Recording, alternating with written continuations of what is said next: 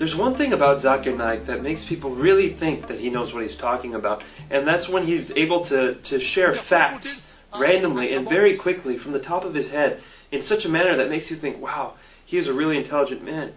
But a friend of mine sat down and went through a 5-minute talk of his once, and in that 5 minutes he was able to make over 25 mistakes.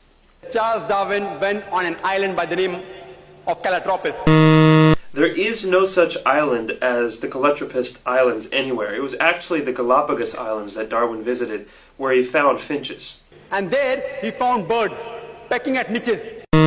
These finches do not peck at niches, as Naik says. They lived in separate ecological niches.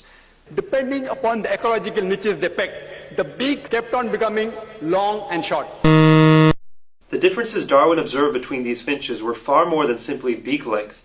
They included differences in color, size, mating behavior, songs, and preferred food. This observation was made in the same species, not in different species.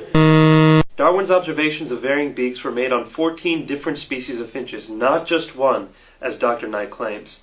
The beak length actually did not vary within the species. Charles Darwin wrote a letter to his friend Thomas Thompson. All of Darwin's published correspondence is printed and even available electronically online, and it contains no record of anyone named Thomas Thompson. Charles Darwin himself said that there were missing links. He didn't agree with it. Darwin admitted that there were missing links, but that does not mean he disagreed with his own theory. He simply predicted where the missing links would be found. The reason is because that if you analyze the church was against science previously. The church was never against science. Almost all the great European scientists of Galileo's time, including Galileo, were devout Christians. People like Newton, Copernicus, Kepler, Boyle, Linnaeus, Pascal were all committed believers in the Bible. And you know the incidents that they sentenced Galileo to death. Galileo, a devout Catholic, was never sentenced to death. He was sentenced to life imprisonment on June 22, 1633, and then that sentence was commuted to house arrest. He died more than 8 years later on the evening of January 8, 1642, of old age. Galileo believed that his theories fit with the Bible, and he wrote a book arguing this based on early interpretations of Christians like Augustine. Naik goes on to make the same false statement 2 more times, but let's only count it as one factual error. So all the scientists, most of them, they support the theory because it went against the Bible, not because it was true. Actually, most scientists did not support Darwin's theory for many years, and most of these same scientists revered the Bible. Basically, this account by Dr. Naik is a total fabrication.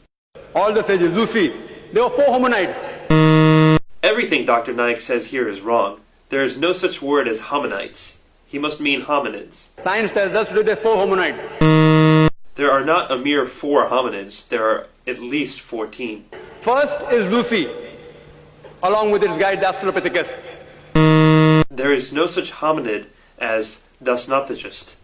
Lucy was an Australopithecus afarensis, which died about 3.5 million years, the Ice Age. The Ice Age was not 3 1/3 million years ago.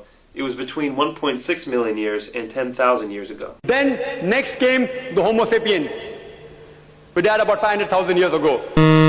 Homo sapiens did not die out 500,000 years ago. You and I, and even Zakir Naik, are Homo sapiens. Then came the Neanderthal man. According to evolutionary theory, Neanderthal man was not on the direct line to modern man, but an Ice Age offshoot. The Neanderthal man, who died 100 to 40,000 years ago. Neanderthal man went extinct 30,000 years ago, not 100 to 40,000 years ago. Then came the 4th stage, the Cro-Magnon. Cro-Magnon man is the same thing as Homo sapiens, which Naik had mentioned as a different earlier species. There is no link at all between these stages.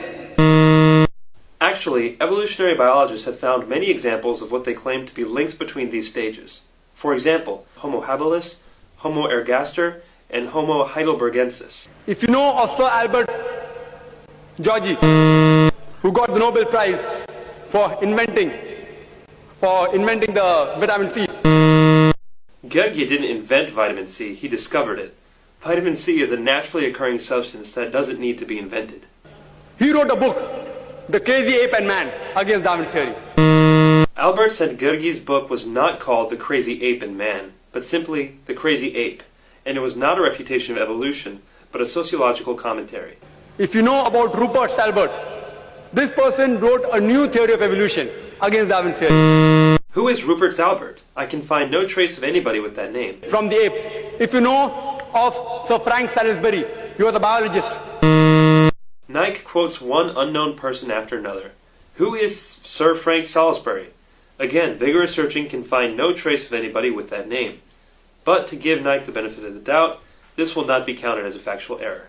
If you know about white meat, Sir White Meat. White meat?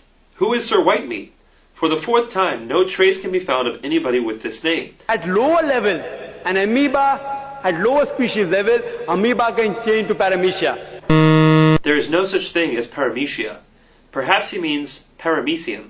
But the evolutionary change of an amoeba to a paramecium is far more dramatic biologically than the relatively small biological difference between apes and humans. According to Francis Crick, who's authority in this field, he said it is unimaginable. There is no such person as Henses Crick. Naik probably means Francis Crick, the co-discoverer of DNA. Francis Crick believes fully in evolution.